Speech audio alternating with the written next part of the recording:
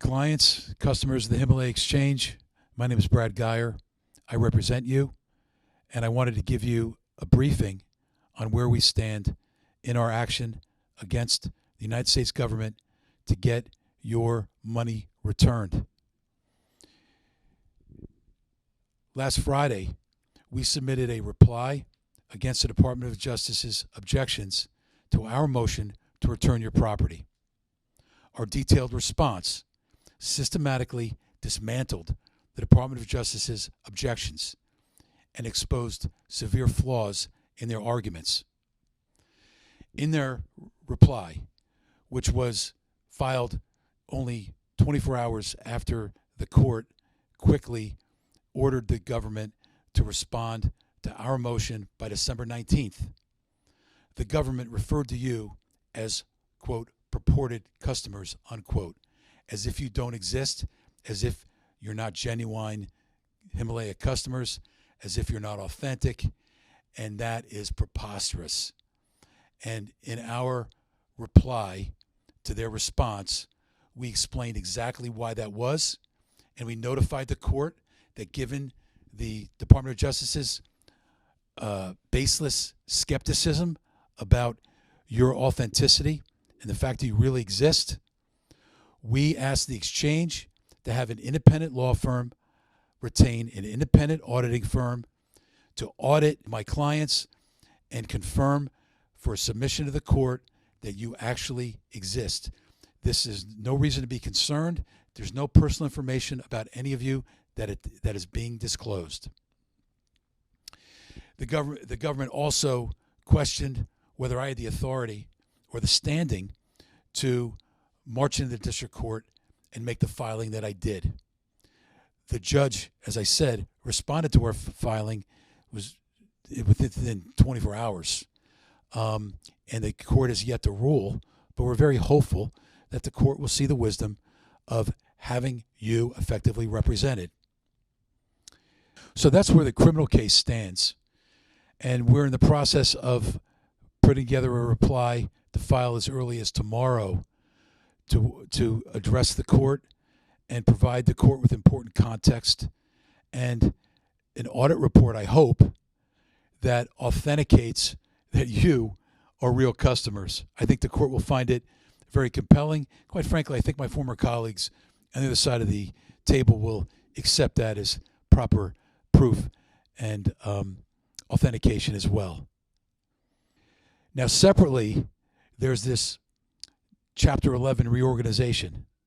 When all this happened to Miles Go, I understand he made an attempt to reorganize his assets, to get everybody paid off, restructure things.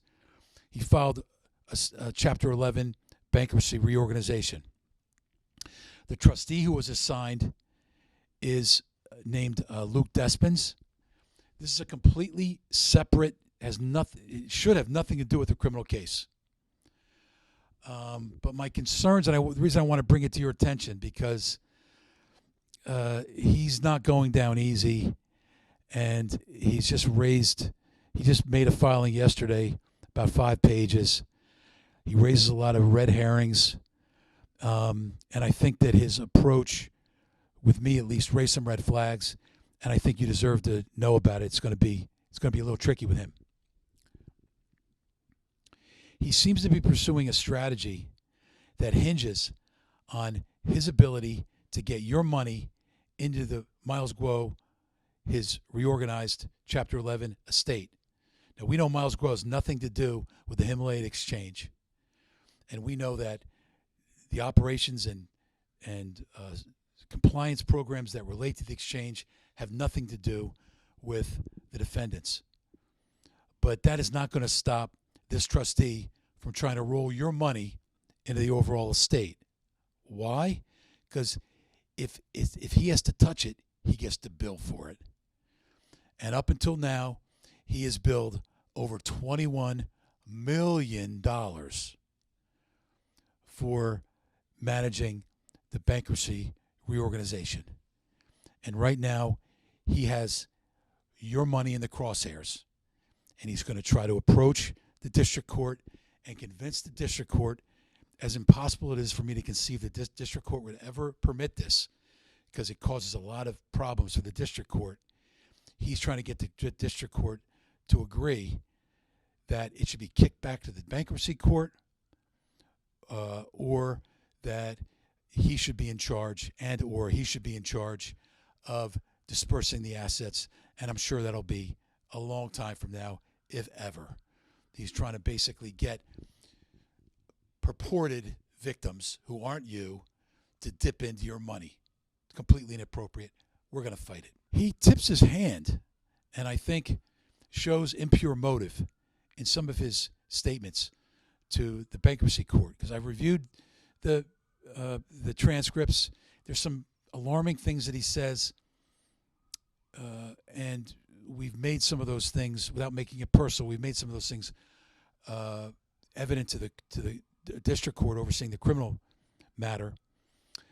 For instance, at the August 29th court proceeding, he painted really an unflattering picture where he seemed to be motivated by profit rather than actually helping out the victims. His ambiguous stance on defining victims, where it's sort of like he gets to determine who the victims are and who can file for claims against the estate. He seems to think that it's solely within his prerogative. The best approach that we can hope for is that the criminal court will exert supervisory control and supervision over the government and me, your counsel, so that we can provide the government with whatever authentication they need to get you your money back. And I'm hopeful that when they see the full scope and the context of what's before us and how badly you've been treated, I'm very hopeful that my former colleagues on the other side of the table are going to do the right thing. These are good people. They're devoted public servants, and they really don't like when victims are mistreated. And I think that when we explain to them exactly what's happened here, we give them the full context, I anticipate that they're actually going to help us to make this right. So keep your chin up. Lastly, I want to make a point, an important point, about customer safety. And I want you to know that I am personally protecting you. The Himalaya Exchange has stated serious concerns about the security of its customer data. When asked to demonstrate these issues, the exchange, following its strict security protocols that encompass ID verification and artificial intelligence facial recognition via the Jumio platform, disclosed a shocking incident encountered during a customer's sign-up process. By the way, this is a disturbing image. If you have children in the room, I would not have them. I'd move them out of the room. But what I believe you're going to be seeing is an image that you can see on your screen. And as you can see, if you looked at the bottom of the page, what that male figure is holding, I believe this serves as a stark reminder of the serious threats that you face as Chinese dissidents. To its users, the Himalaya Exchange is more than a financial choice. It often serves as their only protection against the CCP's heavy-handed tactics to suppress opposition. The protection of your identities emerges as a paramount concern, underscored by this harrowing image. This event not only exemplifies the risks faced by you and other users, but also contextualizes the necessity of safeguarding your identities amidst ongoing legal proceedings. The persistent attacks against the Himalaya Exchange from large volumes of false, defamatory social media and the propagation of baseless legal complaints are indicative of a concerted effort, a state-sponsored effort, to take down an entity that stands as a bastion of financial liberty and privacy. These challenges, while formidable, have only reinforced the exchange's resolve to protect its customers and to uphold its values against seemingly insurmountable odds. And a lot of the work that I've done is figuring out how we can get what we need to get done while still preserving your personal information. Given this context, the Department of Justice's actions, if taken with full awareness of the plight of these victims, and I believe this is a consciousness enhancing issue. We need to raise the consciousness, and we need to fully inform the risk assessment capabilities of the Department of Justice so they can do a proper risk analysis and properly recognize that you are at risk. By proceeding with asset seizures, the Department of Justice appears to be exploiting governance mechanisms against the very liberties of individuals, and this really can't stand. I think we have to figure out another way that we can interact with each other to get this resolved. The Department of Justice and the trustee have paraded their actions under the guise of protecting victims. Yet, when it's time to return the seized funds to the so-called victims, they audaciously claim these individuals are not real customers. They claim you are not real customers. You are not real victims. Not a single piece of evidence to back up such a claim. This gross inconsistency is not just troubling, it's a blatant display of opportunism. At least, I would say it has the appearance of that for the trustee.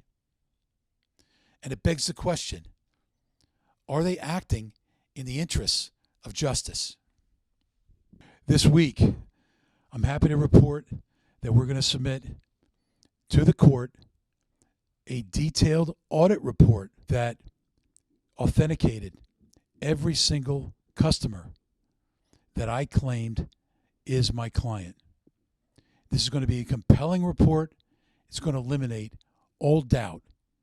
In addition, they did a random sample that was conducted in a cloistered, sterile environment where there could be no inappropriate disclosures. And they did a deep dive and confirmed that, yes, these client files are in order, and yes, they exist, and yes, you retain me to represent you. That's going to happen this week. I want to thank you for being able to address you today. I hope to do this periodically to give you updates. I'm actually very excited about how things have gone. I think I'm very happy with the information we've been able to give to the court and also provide to the bankruptcy trustee and the government that for the first time addresses important context that I think they were missing. You can follow me at Twitter on @BradGeyer, Geyer. My team can be found at Former Feds or at Feds Foundation. It's often staffed by Wolfpack widows. And if you want to know what's in my heart and what I orient my life around and why I'm here to help you, you're trying to gauge what my motivations are and whether I'm real and whether I'm authentic, I want you to go to chbmp.org and chbmp.org/commonalities and formerfedsgroup.org/cases. I'm not going to explain what's there, but there are eyewitness accounts of people who work with me who sympathize and feel very badly about, they're primarily Americans that feel very badly about how you've been treated. They are fellow Wolfpack widows, Wolfpack warriors, fighting for freedom and liberty, medical freedom, restoring informed consent. And they believe strongly that you should be able to have economic freedom like we still have in the United States. And I'm here because they support me. And I support you, and I'm going to continue to fight for you.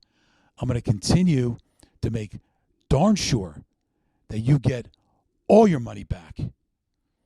And I want to let you know that I'm more optimistic than ever that that is going to happen very soon. Thank you very much for your time.